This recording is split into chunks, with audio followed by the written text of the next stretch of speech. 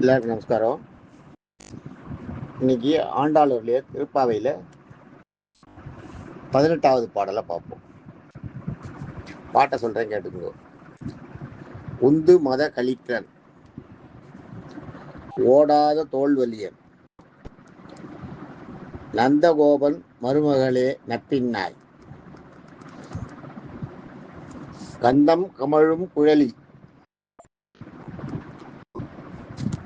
கடை திறவாய் வந்தெங்கும் கோழி அழைத்தனகான் மாதவி பந்தல் மேல் பல்கால் குயிலினங்கள் கூவினகான் வந்தார் விரலி உன் மைத்துனன் பேர்பாட செந்தாமரை கையால் சிறார் வளை ஒலிப்ப வந்து திறவாய் மகிழ்ந்தேலோ ரெம்பாவாய்.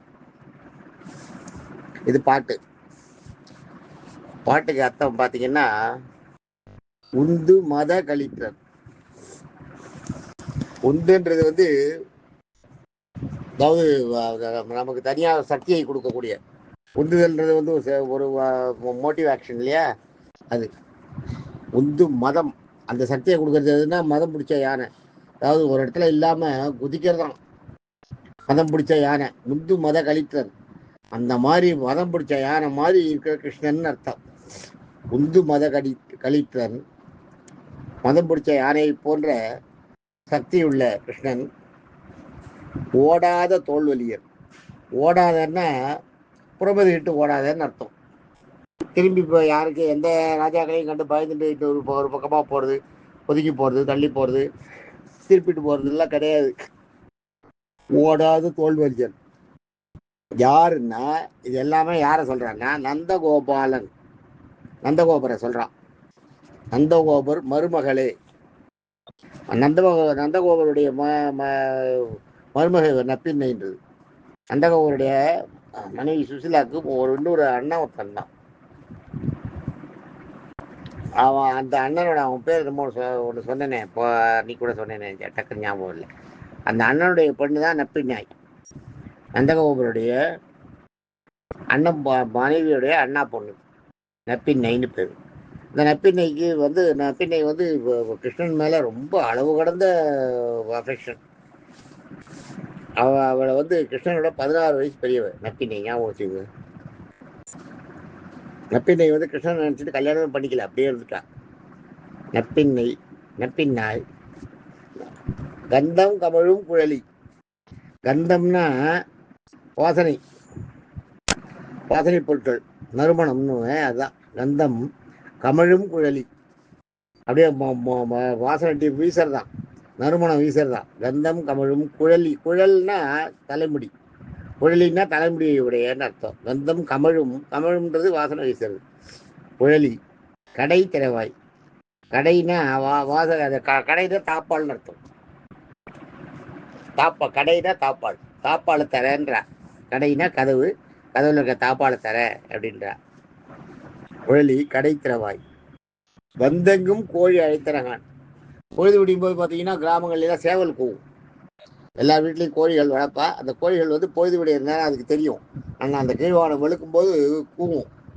சேவல் கோன்னு கூவுறதை நம்ம கேட்டுக்கோ இல்லையா?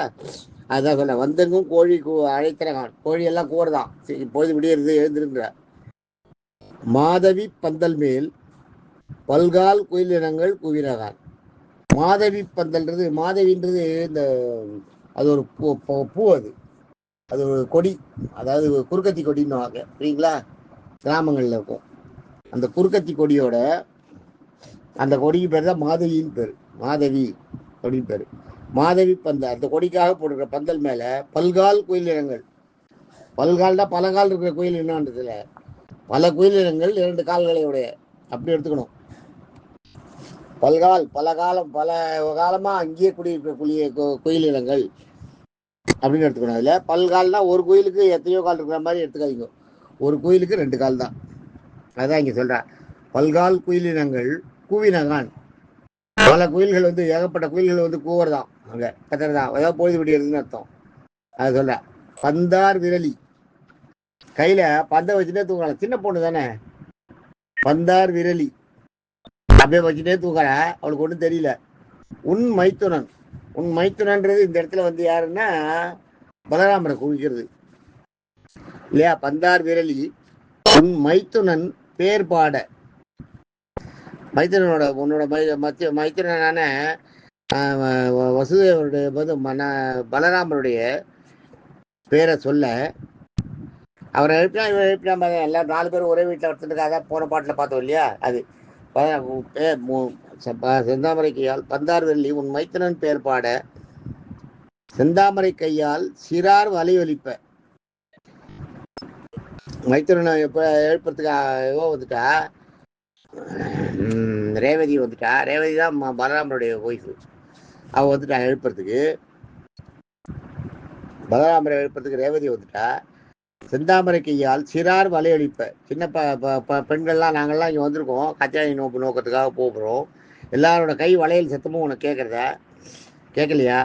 வந்து திறவாய், நீ வந்து திறந்தேன்னா மகிழ்ந்து எல்லோரப்பாவாய், எங்களுக்கெல்லாம் ரொம்ப மகிழ்ச்சியாக இருக்கும். நீ வந்து திறந்து எங்கள் கூட அந்த காச்சாயி நோம்பில் கலந்துட்டேன்னா எங்களுக்கெல்லாம் ரொம்ப மகிழ்ச்சியாக இருக்கும். எம்பாவாய், எங்களை போட்டுதற்குரிய பெண்ணே அப்படின்றதாக அர்த்தம். நல்ல பாட்டு இது. அடுத்தது நம்ம வந்து அடுத்த பாட்டுக்கு போவோம். அடுத்த பாட்டு வந்து குத்து வழக்கே. Okay, thank you.